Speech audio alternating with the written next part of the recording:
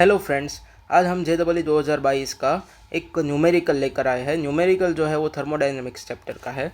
सवाल हमें क्या कहता है, एक मोनो एटॉमिक गैस है जो वर्क कर रहा है Q/4 जितना। इसमें से जो Q है वो heat supplied to it. The mole हमें पूछा गया है the molar heat capacity of the gas will be. Question को हम अटेम्प्ट करना शुरू करते हैं। हमारे पास थर्मोडायनेमिक्स का फर्स्ट लॉ है delta U is equal to Q minus W।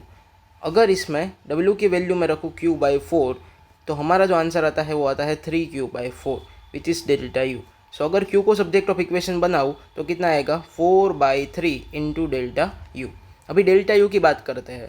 Delta U का क्या करना है, अगर मैं कांस्टेंट वॉल्यूम की बात करूँ तो आपको पता है कि कांस्टेंट वॉल्यूम में वर्क डन कितना होता है 0। सो डेल्टा U की वैल्यू किसके बराबर होती है QV। अभी QV क्या है, QV है work heat is applied at constant volume. अभी उसका फॉर्मूला हमें पता है NCV डेल्टा T।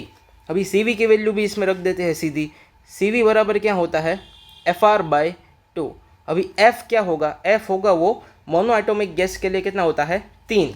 सो यहाँ पर अभी F की जगह में 3 रखूँ तो 3R/2। तो अभी हमारे पास जो डेल्टा U आया ना वो है NCV डेल्टा T, और CV की जगह में रख देता हूँ 3/2R into delta T।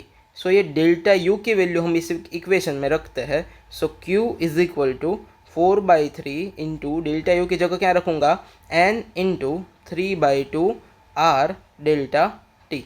Yes, तो अभी थोड़ा काट देते हैं। 3 से 3 गया, 2 2 ज़ा 4, तो अभी हमारा आंसर आया 2NR डेल्टा T। अभी इसको थोड़ा क्या करते हैं, रीअरेंज कर लेते हैं।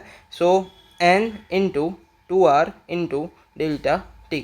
अभी इस इक्वेशन को हम जनरल इक्वेशन के साथ कंपेयर करें Q के, तो Q का जनरल इक्वेशन है NC डेल्टा T।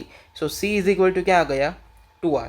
सो अभी हमें इस ब्लैंक को अगर अटेम्प्ट फिलअप करना है तो ब्लैंक में आंसर क्या आना चाहिए 2। यस, अगर वीडियो अच्छा लगा है तो लाइक कीजिए, शेयर कीजिए और चैनल को सब्सक्राइब कीजिए। Thank you very much.